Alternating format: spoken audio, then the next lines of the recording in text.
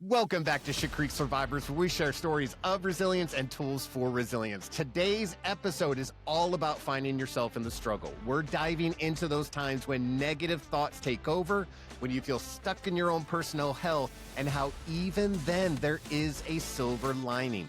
Dennis and I talk about the power of community, the importance of expressing what's inside, and why love is always the answer. So if you're ready for encouragement, raw honesty, and a reminder that you're not alone in the fight, this one's for you. The silver lining is trying to find a positive out of every situation. So even in traffic, when somebody cuts you off, you got to try to find a positive in it. Maybe that person is late to going to the hospital to see their dying mother or dying father, or maybe they're late to go see the birth of their child. You like try to find a good reason for why they cut you off in some way in your mind, and it will change your reaction, and that's good. Even it doesn't have to be that reason. That person could be a complete dumbass, and the gut reaction of wanting to teach them a lesson is probably still very real.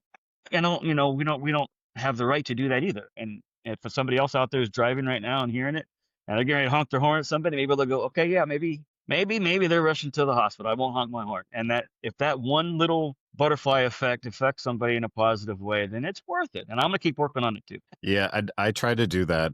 I found that something that might be a little easier, but it's a little bit more selfish is, what about the idea that if someone got ahead of you and delayed you by a minute, you avoided something that you don't even know about? And how many near misses that we don't even know about have there been out there? So I was literally like, we were walking out of church. I have had that thought too. And it's very powerful that you just brought it up too. So that's awesome.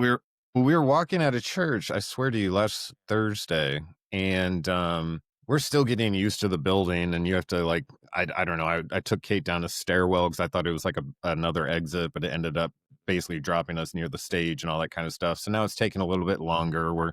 It's taking longer. Everyone's trying to get out of there. It's the end of church and all that kind of stuff, but people are socializing too. We're still kind of like, I don't know, not isolated, but we just kind of roll together, do our thing, do the church thing. We praise and all that kind of stuff. We're trying this new thing anyways, but we are leaving.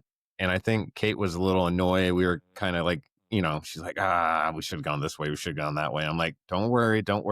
And then right then a lady grabs Kate and says, did you find what you were looking for? And she goes, huh? She goes, oh my gosh, you're not the woman. A woman who looked just like you left something over here. And I was wondering, blah, blah, blah. This is so funny. And this lady went on for like a minute or two. And it was really funny. And in that moment, I was like, I bet this is delaying us from something. I bet God is right here, right now. And I told that to Kate when we left, and she goes, and so all we know about think about the near misses we know about in our lives. Like, let's just say me getting shot and turning at the right time, and then like all that kind of stuff. Yeah. Imagine the things we don't know about, like the footsteps in the sand kind of idea that we were like, there's things that could have, and impending, I don't know, dangers or demons or spiritual warfare that we've had no idea about, Yeah. And we've just been living in the sand thing. That anybody is listening that doesn't know, it's like there's two sets of footprints in the sand. That's when Jesus is walking with you, and then the man says, "Well, why is there only one set here? Why did you leave me during that time?" And Jesus says, "No, I didn't leave you. That's when I was carrying you. Yeah. That's why there's only one." So that's still making the positive out of negative. That's trying to spin it to a positive way.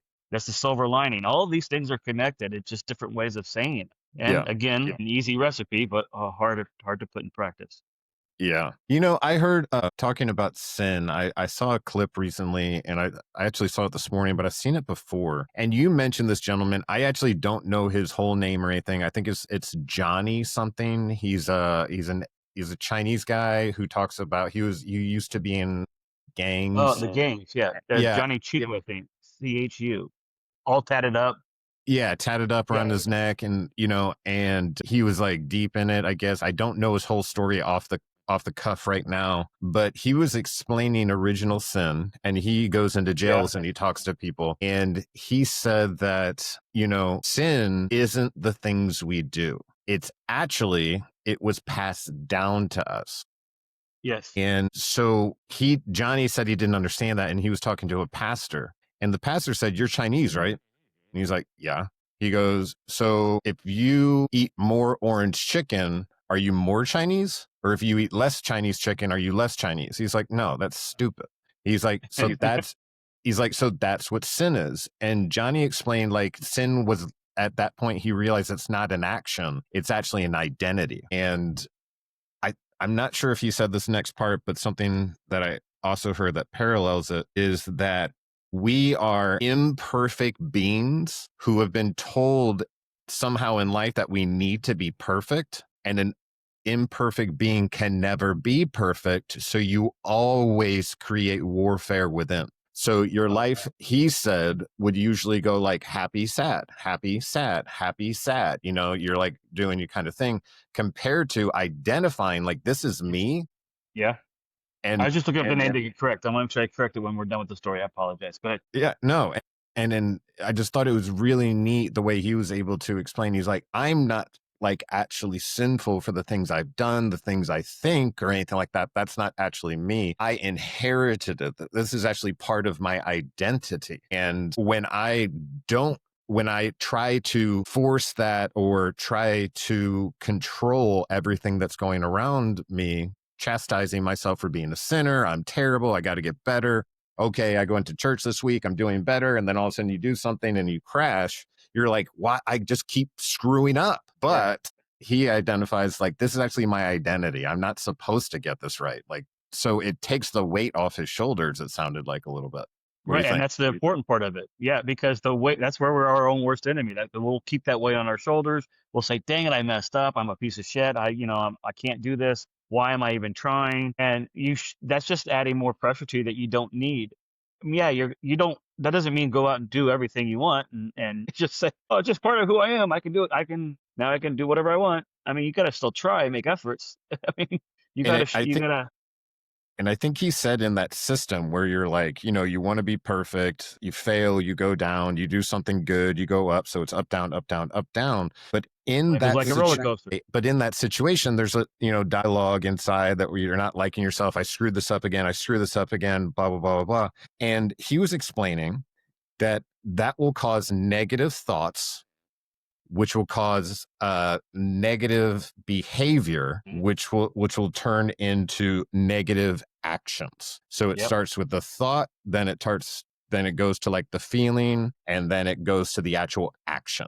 Because I've experienced this almost like, I'll try to access the anger, say working out or something like that. I'll drop into it. I want to be there, just like raging kind of deal. And like the music's going and I'm imagining, whatever. I think I'm a gangster, and I'm spilling all this hate, and I don't think it matters. But when I have those negative thoughts, those aggressive thoughts, it turns into negative behavior in my life. I know it does. I've tried it so many times for it not, which then turns into negative action, because I've been spending all my time with all this, like, oh, if not for this or this person and that person, that I'm constantly creating a toxic environment inside of me, which doesn't get along with me. So then I impose it on other people. And in your head, it's a whole world of existence and variables and thoughts and actions that never even exist. It didn't even happen and haven't happened yet. And you're reacting to it, and your emotions are influenced by it. And it's like, why are you doing it to yourself? So yeah, I love how he does really good speaking. I love a lot of his reels when they pop up. And it's Johnny Chang.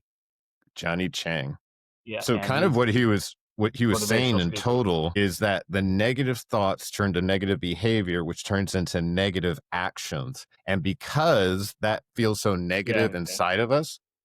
Well, it's a quote by a Chinese philosopher. I don't want to mess up the name. Laotzu, Lao Tzu. Right along with that philosopher, because I used to have the paper. I think I still have it hanging up in the garage. But I always, any offices that I had it hanging up. I used to carry it around in my card in my wallet too, just like the Ralph Waldo Emerson poem that I've talked about before. But it's watch your thoughts, they become words. Watch your words, they become actions. Watch your actions, they become habits. Watch your habits, they become your character. And watch your character because it becomes your destiny. Yeah. What's interesting about, let me just finish that thing about the negative thoughts. Like you're saying, negative thoughts turn to negative behavior, turn to negative actions. What's interesting, and it parallels kind of like what's going on in the world right now, is the honest truth is when you take violent physical action, it's usually an indicator that you can't handle the feelings that you're experiencing. So Yeah. again, negative thoughts are going to make you feel like shit, which turns into negative behavior. You know, you're kind of mumbling around and looking for bad, which turns into action. And it's because you can't handle the feelings that you're kind of going through. You know, you're in Right. this spiral. It's just All the more important why you need to find a friend, a stranger, somebody that you can relate with in a support group, a church group, at the bar, anywhere, just to start talking and be honest with yourself and your buddy and your friend and get some of those thoughts out of your mind. Because as we've said before, as soon as it comes out of your lips and out of your head, all of a sudden the weight doesn't feel as bad as it did, or it doesn't seem as serious as it did, or it doesn't seem as real as it did. Oh, it balances it out. It balances out your spirit. It balances out your mind. It balances out your emotions and your feelings because you put them into words and you get them out and you go, yeah, why was I stressing on that? That was kind of a silly thought, actually. It's just beneficial. You got to get them out. It's a hate ball bouncing around inside of your head, and it's all it's doing is scrambling your brains and making things worse. And just open your mouth, let it out, see what it sounds like, write it down as a poem, write a book. Express it artistically with a painting. It doesn't even have to be good. It's ways to vent all of these thoughts. Working out in the gym works for you. I've never really been a gym rat to be able to, I mean, I've gone to the gym several times as part of, the professions and stuff, but I've never really had the drive to do it. But I want to get back into painting and drumming. I used to drum all the time and play the guitar all the time, singing songs, writing songs. Even if you're just for yourself, do it. It's going to get those thoughts out of your mind, and we need to it'll write help a Shit clear Creek. you. Yeah, it'll help clear you. We definitely need to write a Shit Creek Survivor song. It'd be hilarious. I've All never right, wrote we a can work song, on that. and I have a Well, guitar. I just don't know how to play it, but well, give it a I'll shot. start with just like, I don't know, brainstorming on a piece of paper. What do you think that song should be about? Like some topics, and then relate a little part of a story of feelings that you had and how those feelings made you feel and how you overcame it or what. Just kind of make it almost like a little poem or a little short story, and then we can start figuring out rhymes later. Yeah. And structure later, and then we can figure out music to put it to. I mean, I've done a few things like this before. It's been a long time. I don't know if I told you about my the band that I was in when I was a teenager, when I was A little 16, bit, yeah. 17-year-old. Did I tell you I just found the brochure recently that I Yeah. had? Yeah. Where I did the emblem of that. That's what got me kind of creative juices going, so I could do the emblems for the podcast and the Yeah. stickers and stuff. I drew all of that, but it was for you. And we wrote songs. We wrote songs and sang songs, but just playing and writing and getting your feelings out on paper, even if it's not for anybody else's ears. Writing a diary. I mean, people said that when after we got after some they exploded the EFP on the side of the road in Iraq. They said stuff like, even writing a diary. And of course, my first reaction was, diary, that's girly. But I mean, if it works for you, use it.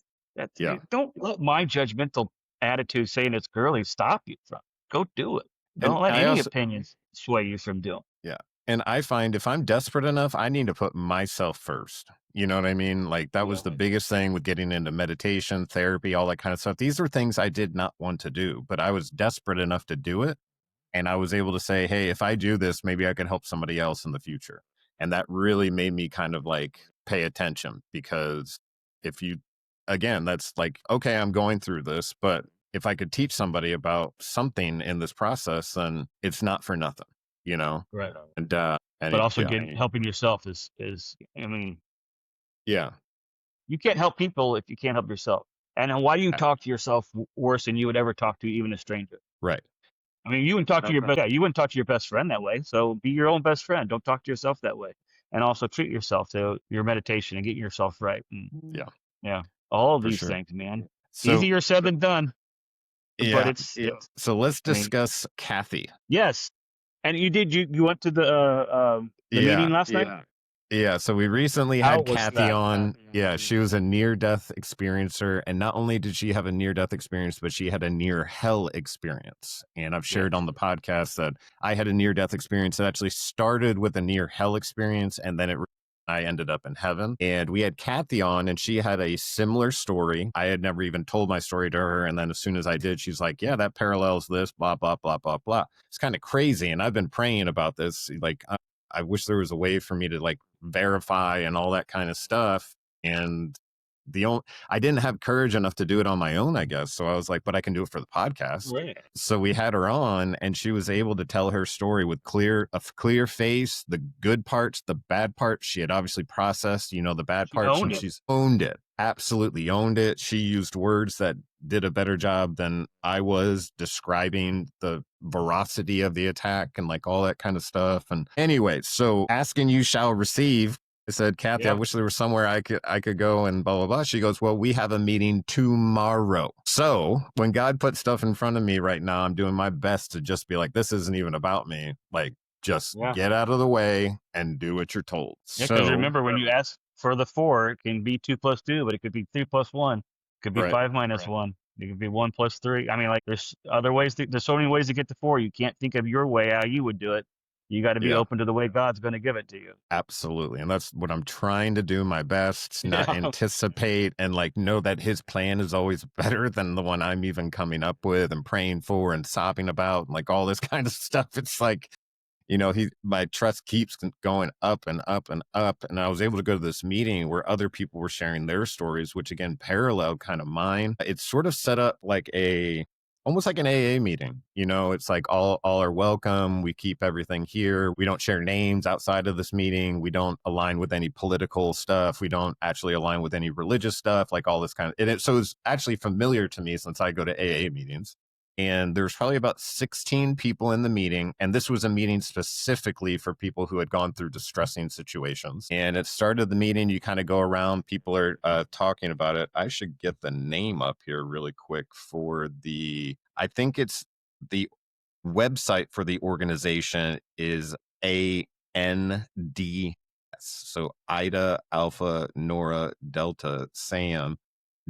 .org, and you can actually go on there, and they've got a lot of information about near-death experiences. They've got information for people who are seeking just understanding what they went through. You can come to the meeting. You don't have to be on camera. You don't even have to speak. It's an opportunity to kind of learn.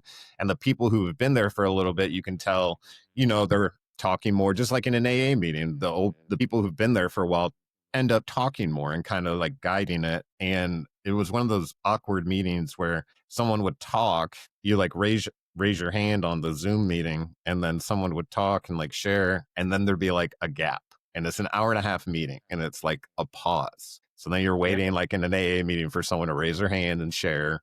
And I didn't think I was supposed to share. I'm just there the first time. I was trying to first meeting, like AA meeting it, where you go to the back. You know what I mean? You wear a hat, you put your head, you put your head down and you kind of feel it out and like figure out what's going on. People were sharing their stories. There was people from all over the world on that meeting, people around the world who actually go to this meeting and then they run their own meetings in the countries that they live in, like Denmark. It was just really interesting, but there's all these pauses. And then there's 2 new guys. Me and another person, and someone came on, and I guess everyone had shared their bits and pieces. Some people had shared twice, and then someone came on. They're like, so Cameron and Michael, I know it's your first meeting, but we'd love to hear, about your experience and blah, blah, blah, blah, blah. So I'm like, okay, God. And so I put my hand up and I'm just like, should I share my story, Kathy, like I did with you yesterday? And she's like, yeah, go for it. And I just shared my story. I had to close my eyes while I was doing it because it's easier talking to you, obviously, and talking to Kathy on here, and it's our podcast and like all this kind of stuff. Well, you're in a room by yourself right now, in a comfortable room that you're used to, your office that you're familiar with, and now you're in a completely brand new place, looking at faces you've never seen before. It can be overwhelming. I mean, that's the overwhelming feeling I was getting playing golf at that tournament, where all of a sudden I just freaked out and had to leave. You feel like you're drowning a little bit. So you have to close your eyes and not make that connection and to stay focused on your story. That makes total sense, man. You didn't do anything weird, but you got your story out. That's good. I was vibrating. You know what I mean? Like my heart was thumping. I was like, and I was literally in this moment where I'm not sharing. And it's almost like God was like, you asked about this. You know what I mean? There's only one meeting a month, like you're getting in the way of this. And I was like, I am getting in the way of this. So maybe I'm supposed to share. So I asked for permission first. I'm like, should I share my story? And they're like, yeah, go for it. And so I went for it and I had my eyes closed and I went through the whole thing. What was crazy is I had heard other stories in the meeting, and they paralleled a lot of the things that I was going through or went through. And I keep my eyes closed the whole time, and I get to the end where I'm waking up because Kate's decided to pull me out of the coma, and there's people like crying. You know Oh what I wow. mean? They're like, "Oh my gosh, thank you so much for sharing that." Like blah blah blah. Because I shared the bits and pieces, and what happened actually is I actually got emotional. I started crying at the end. I was like, because it sucks when you go to a therapist and like, yeah, you could talk about this, but do they really understand? I mean, you could Yeah. talk to your wife about this, but do they really understand? I could talk to you about this and you're going to be there for me, but you've never been there. So it's hard for Yeah. you to relate. It's like I've been to a city that you've been told about, but you're not sure that even exists, you know? Yeah. And Now you you might met as well somebody be else who saying, told you that too. you might as well be saying like I've seen an alien ship. Most people are going to be happy to listen, but until they see an alien ship, they're going to be like, okay, I'll believe it when I see it. Yeah. And it was really nice to be in a group of individuals who were like encouraging and all that kind of stuff. I just got it out there. I thought maybe it would That's help good, somebody man. That's else. awesome for you. I'm so happy for you that you got to experience that and do that. Because that has to be like a heaven on earth feeling, kind of like back home in your tribe with your people. They understand you. They know exactly what you're saying. They can relate to it. You can feel it in the energy in the room, probably like the authenticity frequency. It had to be like peaked out in that moment with all of them and you. They sensed it from you. You sensed it from them, and just fit together like Lego pieces or puzzle pieces, and the picture starts to become a little bit more clear for your healing and your peace, and that's awesome. Yeah. They were really discussing the idea that we create our own hell, Mm-hmm. which is a new concept to me. And Kathy kind of talked about it a little bit when she came on. She was raised Catholic, so she was given the idea at an early age that if I do something wrong, there's points against me. I'm supposed to go to Right. church, talk to the pastor, get other points by doing a rosary, which negates it and all that kind of stuff. But it gives the idea that there is a hell, right? And they talk about the idea that hell isn't, it's more of a place that we go because the majority of the time people who end up in the space are people who believe that if they go to heaven, they'll be judged. So they actually keep themselves out of the house, if you will, because they're too afraid to go in. But God wants you to go in. Like God loves you. You're actually, as far as they were saying, like a part of his fabric, and that he would never not want you. He's all love. And for whatever reason, and we've talked about it, shame. So the devil being the accuser, or you know what I mean? Like the person who says, you're not worthy, you're It's a not very worthy, interesting you're not, concept. yeah, you're not I worthy, you're just not I worthy. just read And a Bible verse this morning that said, because isn't just keeping the faith and believing in love and Jesus and the good stuff when things are going good. Faith is, believing that in the storm, right? Mhm. You so that you created your own storm in the afterlife to be in that hell, and as soon as you call out to Jesus and start feeling love and searching for love and reacting with love in spite of all the pain that you're feeling or the storm you just created for yourself, that's when they open the door to let you in. Is it something to that effect? I'm just kind of guessing right now. I don't know. I didn't hear Yeah, none of that, so I'm just kind of guessing what that meant. Well, no, we have to do yeah, that here on earth. When something goes bad, we have to try to react with love. We have to try to stay positive. We have to try to do all this, all the right things. So maybe that's just preparing you for that moment.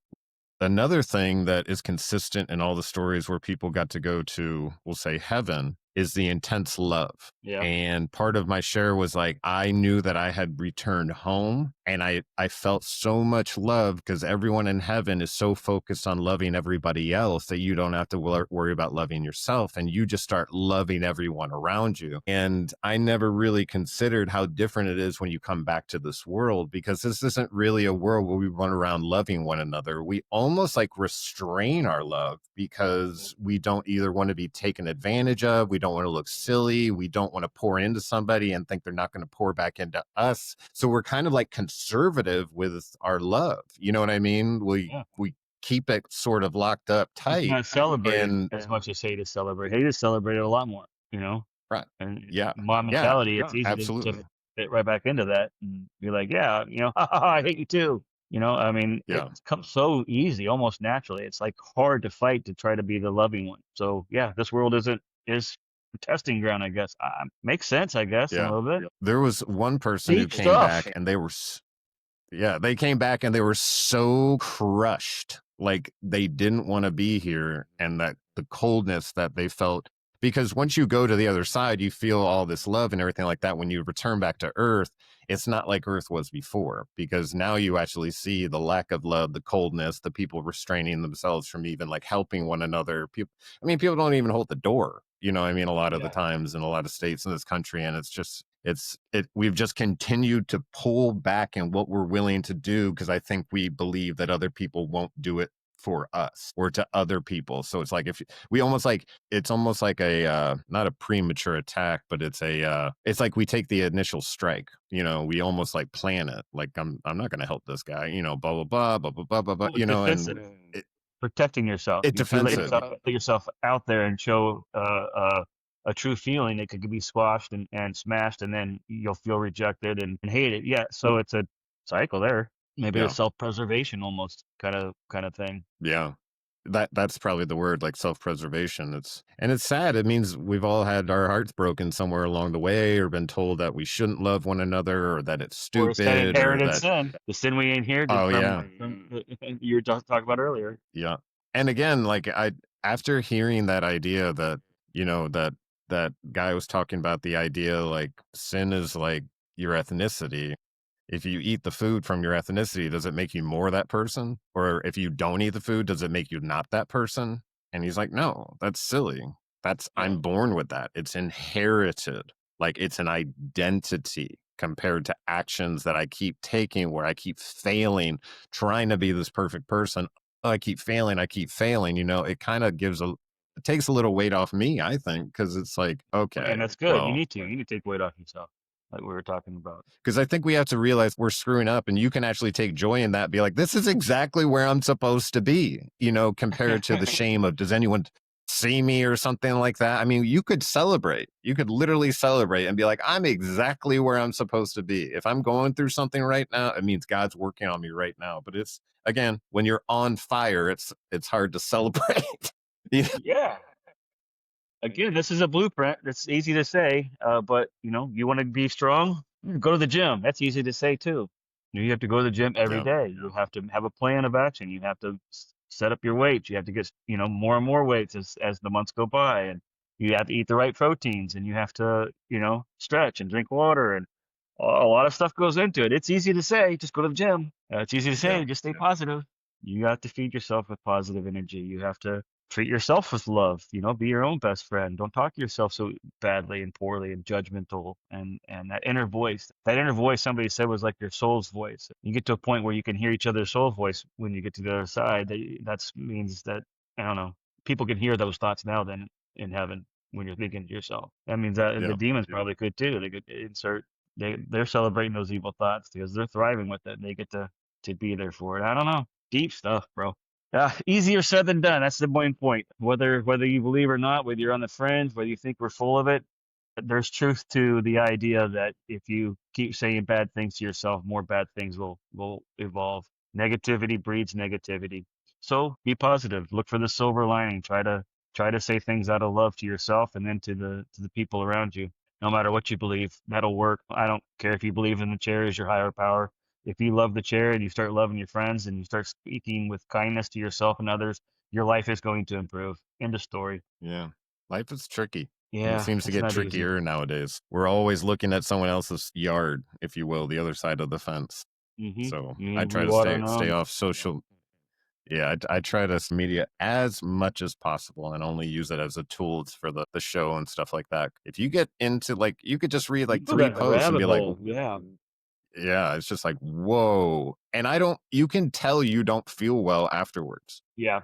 You know, I can literally tell I don't feel well afterwards. I'm just like, I mean, I do get into Facebook, but I'm trying to find, resources and stuff like that. But I go down rabbit holes But all the that's time, but that's the balance part. Once you catch yourself being out of balance a little bit, you gotta readjust it and come back into the target zone that you wanted to be in, your sector of fire, if you will. On the range card, when you make a range card in the military, you draw down where the bushes are at, where the hills are at, where the other people are at, what their sectors of fire are at. You're crossing sectors of fire. You have your primary sector fire, your secondary rate of fire, and it's all aimed at possible avenues of egress, or people could come, travel lanes. Roads are obvious, but a rock cliff would be hard for somebody to walk through. So you know that you're not going to be aiming at that rock cliff. You got to aim it over here. So once you get out of balance, you start, oh, that's not going to do anything. You got to readjust back to your sector of fire and watch your lane, and stay balanced. And some of that is getting the shit out of your head,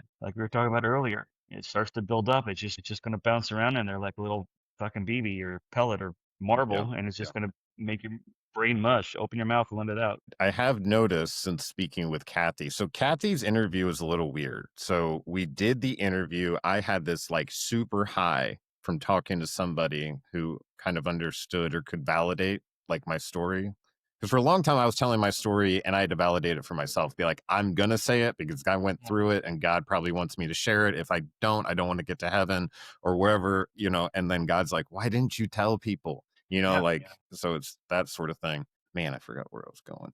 And I kind of got you off topic a little bit. I've been rambling a little bit today and interrupting you a couple times. I apologize for that in advance now too. I don't know what got into No, it. you're not interrupting me at all. Anyways, yeah, that was interesting about Kathy. It was validating for you because you have an ally in your story. That's what I was saying. It was a weird day. We had the meeting, and we do the episode. I'm on a high. As soon as I get out of my office, Kate tells me that Charlie Kirk got killed on a campus or shot, and he ended up dying. So that was really weird for me.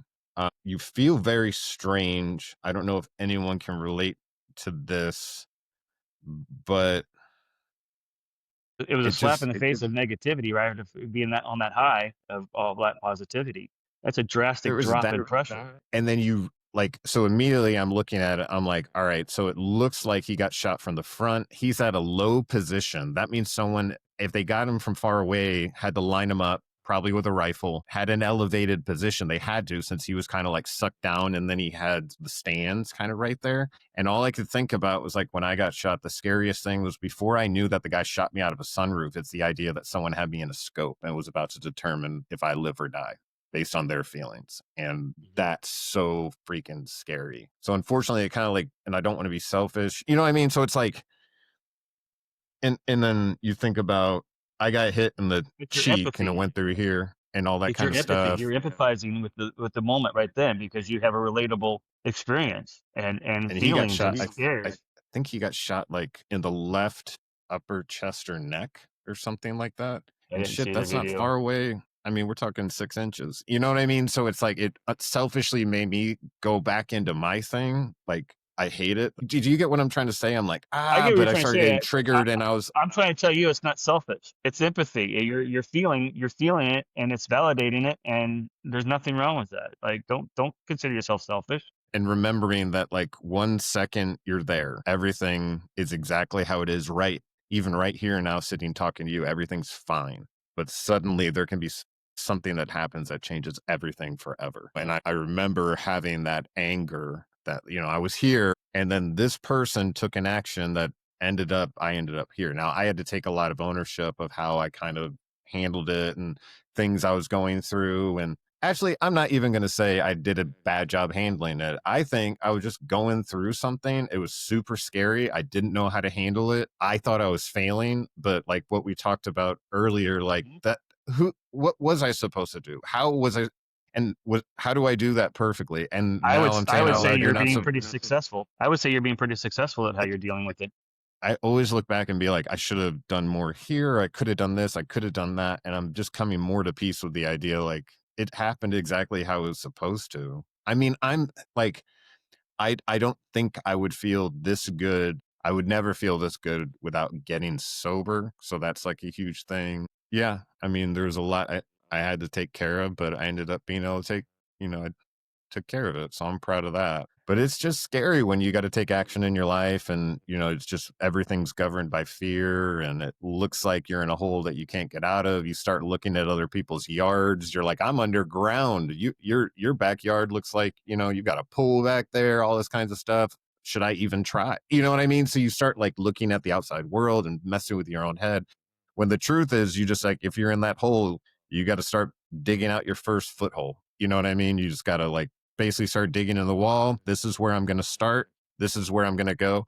I was talking to Kate about the idea that if we were looking at the people who were selected for the Ryder Cup, and the Ryder Cup is a golf tournament that's coming up here shortly. It's when the United States plays in a 3-day event against Europe. And it's just kind of like different games, scramble, match play, best score, whatever it is. And she was mentioning, I don't recognize a lot of these names and all that kind of stuff. And what I said is these guys are the guys who towards the end of the season really pushed, and they weren't actually number one ranked like Scotty Scheffler or something like that. So during that push, if you play like I got nothing to lose, you know what I mean? I'm probably not going to make the team, but I'm just going to go out there and swing away, compared to the guy who's really good but nervous to play because he doesn't want to lose his position. Sometimes you want that guy. You'd Yeah. rather have the guy who's not as good but is playing with passion and is loose and going aggressive and playing to win, compared to the best player who's playing not to lose because they think I'm not supposed to lose. Fortune favors the bold. Fortune favors the bold. I agree. Yeah, you're taking more risks, I agree. but greater risk comes greater rewards too. I mean, it's a mindset. It's a mind game. Life is a mind game. Golf is a mind game. Everything's a mind game. Relationship, mind game. Because if you're living life like playing not to lose, like you don't want to, I've got all this stuff, I've accumulated all this stuff, I don't want to lose it. You live tight compared to like the person who has nothing and like everything. And every day is a gift. Yeah, every day is a gift. You don't care what you get. You know God will provide. You live in faith and you just live and believe, and that's exciting. Some that's magic. Some of my craziest times living probably was like right before deployments and stuff, and one of the military is like, all right, like especially Iraq, I had this premonition I was going to make it back from Iraq, and in some ways I didn't, because I came back completely different. But beforehand, it's like, shoot, I'm going to a war zone, I might die, I might as well have fun now. So now I'm driving a motorcycle crazy, and I'm out partying, and I'm taking, like I'm not living tight. And yeah, I wasn't necessarily living godly then either, though. But yeah, at the same time, I was having a lot of fun because I was just loosey goosey and no cares the world. Like, I mean, nothing is gonna happen here is gonna be worse when I get over there. And then I get back, and boom, it did get worse here. With your shooting and the whole Ferguson stuff before that, and how society and Facebook and everything got really negative, especially against peace officers. It was almost like I was right back into a war zone again. That was a hard one to deal with. But you know what? Dealing with it and facing it and owning it and recognizing some of my mistakes in it is freeing, and it is therapeutic. In fact, that leads me to my next part I wanted to talk about today: the hat. I am now a hat guy. I never thought I'd be a hat guy all of my years before. You see the hat guys. I'm not trying. This is not how I feel. Well, okay, this is not how I feel. But explain it to people. Explain it to people who are listening. Explain it to people who are listening. What do you mean by the hat guy? I'm wearing a Iraq hat, a service hat. I served in Iraq war veteran hat. And then, as you know, a lot of service members, Vietnam and Korean, were always wearing the hats. And being a younger guy in the service, I was like, I'm never going to be a hat guy. I'm never going to wear one of those hats. It's like, it's too self-serving. It's calling attention to yourself. It's putting a target, and then some of those are true, but it's it's labeling yourself. And before I thought of it as a bad label, I guess. And now, after talking about things and feeling more free from my traumas and my experiences, and opening that box that I was just stuffing things into for 30 years, and finally opening up. I mean, I don't know. It feels like it's almost part of the healing process. Like the healing process has come around. And I'm at the VA, John Cochran, down in St. Louis, waiting for I had 2 different appointments. They were like 3 hours apart. I didn't really want to come home and then go right back. I ate at the cafeteria there. They have a really nice cafeteria. I was really impressed by that. And then I went into the gift store, and the gift store was like a mini AFES, Armed Forces Exchange Services, like a grocery store or a Target type of thing, but usually on a military basis. And this hospital, a gift store, had like everything. It had slow cookers in it. It had, food items. It had luggage. It had jewelry. It had, shoes. It had a whole little shoe section too, where you could get tennis shoes and stuff. And I started looking at the hats, and I'm like going, I don't know, maybe I'll get one. I never thought I was going to be a hat guy, but now it feels like I want to get one. So I went and got one. And now I'm a hat guy. And I think it's just part of the healing process. And I think it's a good thing overall. So for all the Vietnam vets and Korean vets that were wearing it before, if I ever gave you a dirty look or a dirty thought because I thought it was self-serving, I apologize now profusely. It was not my place to judge you on that to begin with. But now I'm a hat guy. That's awesome.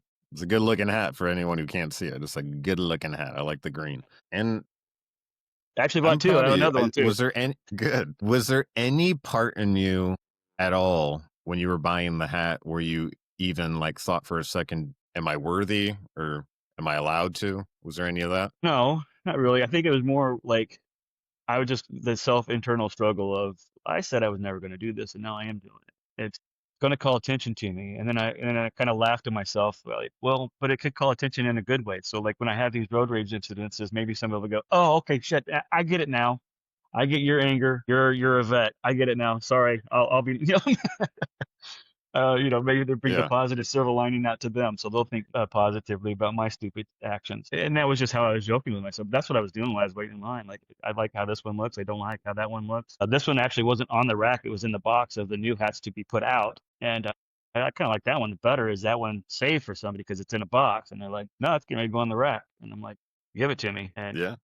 one of them had like the campaign medal, an image of the campaign medal on it, ribbon with the ribbon and then the big medal. So the metal part was really big gold over on the bill, and I don't know, it's kind of distracting. And this is just a little bit Right. more subtle. It has the ribbons, but the bar ribbon, so it doesn't have the metal part hanging down, and that's the stripe part in the middle, just the campaign ribbons, and then it Yeah. says Iraq war veteran, and then on the back it says veteran.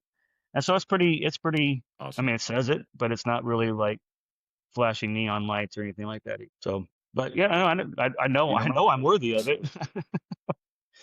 There's Yeah, no question you about are. I that. was just curious if something like that happens because I think I kind of do that. Like, am I allowed to wear police stuff? You know what I mean? And then I have to be like, no, I get to wear it. Like I was wearing my hat yesterday, my police hat yesterday, and sometimes I don't wear it because either I don't want to talk to somebody about what it means or something like Right. that. But I don't think sometimes there's I anything have wrong with days that that like, because am I allowed to wear it?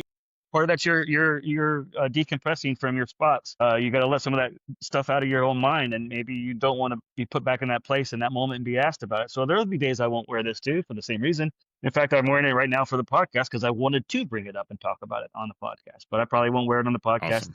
the next time either. I mean, it is what it is. It is a label, but it's also something to talk about. It's also identifying with your tribe right away.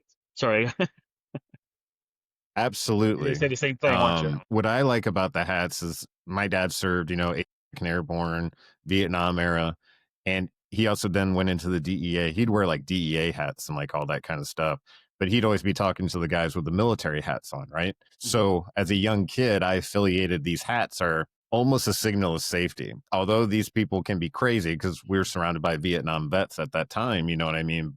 They know how to take care of stuff. You know what I Yep. mean? Like they're the warriors, they're the ones who come back and are still pushing the country forward and doing the right things and take owners. Like if you're standing in a bank and you see a guy with a military hat on, you take notice. You're like, if someone comes in here, at least there's a, guy. It's just a subconscious thing Okay. for me. You know what I mean? It shows that someone's been trained, Yeah. someone's been able to handle it, that knows what they're doing to a certain extent and is able to face danger when it shows up, although they might be afraid. So it's like, okay, I respect it Okay. absolutely. And Well, that's an big interesting thing down in perspective. That's definitely not anything that I thought about of it. If anything, it's to recognize other guys wearing the similar hats, and then I have my hat on. We'll look at each other and we'll just have like a knowing look, or if we're bored, we might start talking about our service. So it's like an instant conversation piece for like-minded individuals, I guess, and it's kind of a comfort zone there too. I don't know. Again, and it's part of the healing process. Like I said earlier, I think it feels that way to me anyway. And I just bought this hat 4 days yeah. ago. Because I think like it's important to remember, although we're not in the profession, we are always capable of taking action for what's right. Right. So Yeah. you standing there in a bank and someone comes in with a gun, you and I are going to figure out, okay, when should I get the drop on them? Or how are we going to Right. Well, handle this? How should I, probably you know would what I be the mean? first target That, if they're smart robbers. exactly. But you're going to step forward. You know what I mean? Like that's just who we are. I'll Because if take you it. I'll didn't, take it like so you somebody else didn't, does it. that's exactly. Because you couldn't live with yourself if someone else took it and then you were standing there and you're like, you would spend the rest of your life in like that. You know what I mean? It would be quite a process. I'd rather run into it, know I did everything. Exactly. And I think, again, growing up and seeing groups of guys wearing the hats together, I know that if something goes down, these guys are able to take action. Like and what's cool about Georgia is you come down here, these guys are wearing the hats every single time someone sees them, including myself, like, thank you for your service. Thank you for your service. Like in the AA meetings, guys are wearing their hats. Thank you for your service. Thank you for your service, like all over the place. And that one still makes me feel uncomfortable because inside of my heart, I guess I know while I was there, I get it and all that stuff. I just the same thing that I said before when I I put off going to the VA for 15 years. There's somebody out there that deserves it more than me. I'm not the hero, but I served with a lot of heroes. That kind of mentality is still there. But I mean, thank me for my service. It doesn't hurt my feelings. I usually just say I didn't have anything better to do because I know that they're saying, you know what? I feel like most of the time they're saying it out of good intentions. I'm sure there's somebody that would say it sarcastically, and they're probably a vet too, or they're an asshole, or maybe that's synonymous. So I think that's so interesting that you said that. It's the idea of, again, it's sort of like, am I worthy? Am I allowed to? Is this okay? Including going to the VA, that's your own medical health, but you're like, I'm literally not going to take advantage of these things that I qualify for because I believe that other people should have gotten these things. Or, you just said, I'm not a hero. I served with a lot of heroes. Sir, you are a hero. You gotta be humble. You stepped up, you went there, you faced danger, and you came back a different person because you faced it. You are a hero, but so many people put themselves not in that category because they feel like other people deserve it more. They've put themselves aside, but we can't be doing that. We've been talking about this whole idea that, like, man, like it. Yeah, but I also want to be humble. Courage is not the absence of fear. I want to be humble. It's not me. I know. I'm still being the glove. I'm still being the glove. This is just another way of being the glove. Serving was a way of being the glove, even though I didn't really know it back then. There you go. And that's fine because when you know it, when you're thinking about, like right now, we're thinking like I posted a prayer for Charlie Cork on my Facebook, and I look back at it, it had like 26 likes and 2 shares and a couple comments, and I was like going, man, I thought that would have got more traction. Now my ego's getting in the way. My ego started to come out like, I thought that would have been better. I got more shares or more likes or more comments or, like I thought I did. Wait a minute, what am I doing? I expressed myself to get it out of my head to feel better, and I did it. Check mark made. That's all it needed to be. 26 people liked it and 5 people commented amen. That's 5 people that agreed with me. Check mark, check mark, check mark, check mark, check mark. 5 more check mark. We always say we do this, and being the glove is just to help ourselves and help one person. That's all that matters. So why do I care if it only had 2 shares or 26 likes? Don't let my ego get in the way. It helped me to vent it, to say my piece, and some people agreed with me. So it helped somebody. It made them think of it that way too a little bit. Perfect. That's all it needs to be. I'm the glove. Somebody else can reach the rest of them and be the glove. It's like we said about the podcast. There's a lot of podcasts that talk about this stuff, and we're one of them. But we don't have to reach everybody because other podcasts are reaching other people. We're just part of the. We're just one of the fingers of the body of Christ. We're the pinky finger right now. Does the pinky finger have to be the eye? Does the pinky finger have to be as important as the thumb and the forefinger and all the stuff that we do in our body? No, don't worry about that. Comparison is the thief of joy. Just be the pinky finger that you are. It doesn't matter. Be the one piece of hair on the head. It doesn't, and whatever it is, you're part of it. Just be that part of it. It's really freeing to explore the idea in life that it's actually not about you. Yeah, but it's another easy concept, but hard to put in practice kind of thing. But it's true. Well, I'm doing it more and more now because, again, with the podcast, we're trying to serve, but you can get really easily conflicted with like, oh, I need to do this. I need to do this, or I want it to go this way, or this is how it should show up. And recently I've just been like, I'm just going to do whatever shows up. Kathy shows up, puts me in a meeting. We interviewed Dexter. Dexter's hooking me up with a potential person who's going to come on and discuss their story. And I'm going to a church tonight to hear a testimony from another individual who's going to share their experience and how they've recovered from whatever it is. And I'll come back with the details and may even be able to get them on here to share it. You know what I mean? Like, how crazy is it that we started the podcast with the idea of like, yeah, we'll talk to police officers and military people, and then all of a sudden a drug dealer shows up at my door and says, I got a story for you. You know what I mean? It's just amazing kind of if you let yourself sort of get out of the way, but on a daily basis, know that you put in the effort to whatever you produce is high enough quality for God to work with. Like, that's really freeing because then you get to click it and just be like, I'm trying, this is for you, God. I'm putting it out there and I'm letting it go.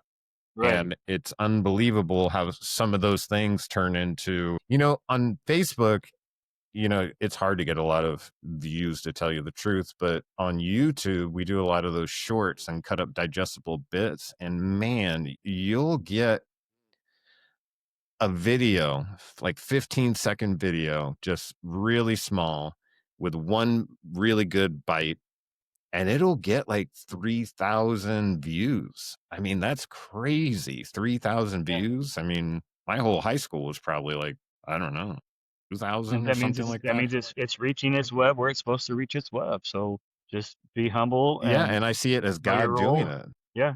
And remember that be open to Yeah, the I see it path as of how you God get doing there. it. Be open to how the path happens. Kate Like just brought. the 4 Hold on a second. I got something for us. business cards. All right. We got business cards and a QR Boom. code. I like it. Boom. What does the QR code go to? The Spotify, or does it go to? The QR code goes to the website, and then the website will push you to the newest episode. You can pick from there where you want to watch it, or you can go straight to our YouTube channel, which is Shit Creek Survivors. You can also check us out on Facebook at SHT Creek Survivors. You can email us any stories of resilience or tools for resilience at shitcreeksurvivorspodcast@gmail.com. We are in the process of, there are a lot of people getting in contact with us, and they're really liking the concept of the show and the idea that everyone has a story, and these people are starting to come out of the woodwork. A lot of people who want to be on podcasts, and they're contacting us being like, hey, I got a story for you. And it's kind of, it's a little overwhelming. So Dennis and I decided we needed to get some business cards so we could hand them out like little seeds. And then we got some shirts done. I got some new car signs made, and I should be able to pick those up today. And I got the ball marker and the ball and I will see you. Yeah. And I'm going to see you next week. And we are going to play some golf on Tuesday. I love you, buddy. Great episode. I'm so glad we got to talk to Kathy. It was just, there was so much going on in that episode that it was yeah. And I'm so glad we got to kind of come back together and digest it a little bit, because there was a lot going on. And for me, kind of a lot of emotions with it. But anyways, love you guys. Keep watching, and we'll see you next time. That's it for today's episode of Shit Creek Survivors. Remember, even in the middle of struggle, there's always a silver lining. Healing happens when we share our stories, lean on community, and choose love over fear. If this conversation spoke to you, share it with a friend who might need the encouragement, and don't forget to subscribe, because every week we bring you more stories of resilience and the tools to keep going. Thanks for spending your time with us today. Keep living boldly, keep loving deeply, and never forget you're not alone on this journey.